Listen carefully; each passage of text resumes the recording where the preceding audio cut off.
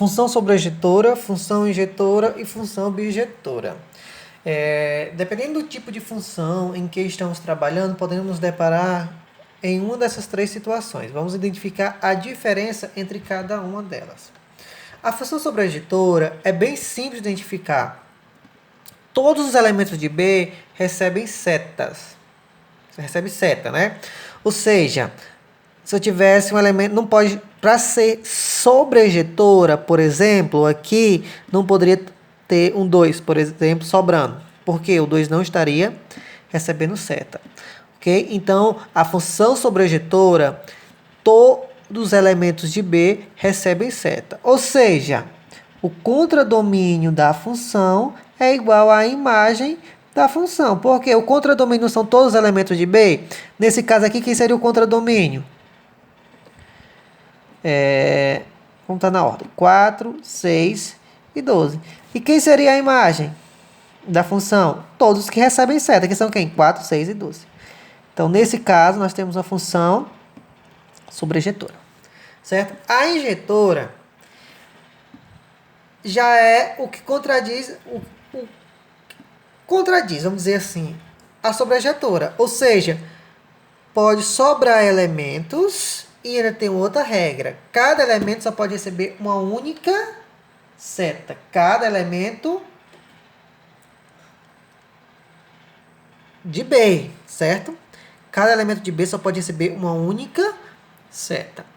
Nesse caso aqui, ó, ela não é injetora, por quê? Porque o 4 recebe duas setas, certo?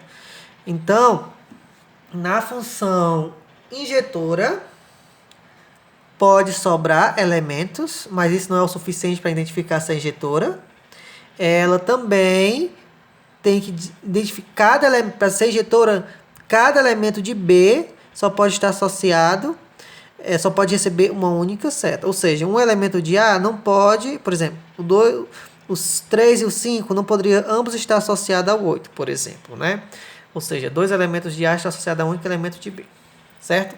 Na função injetora.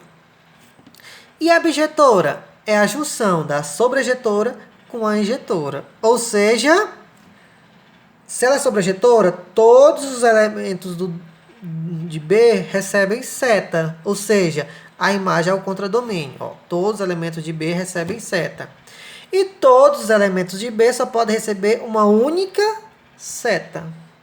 Ok? Todos recebem seta pela regra da sobrejetora.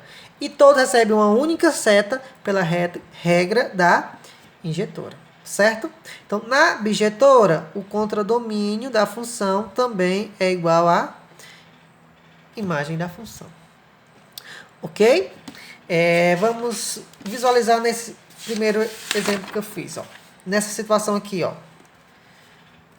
Aqui seria o exemplo de uma função injetora, não é isso?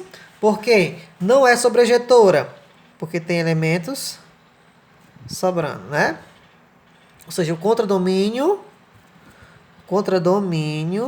da função é diferente da imagem da função, né? Beleza, então seria uma função injetora.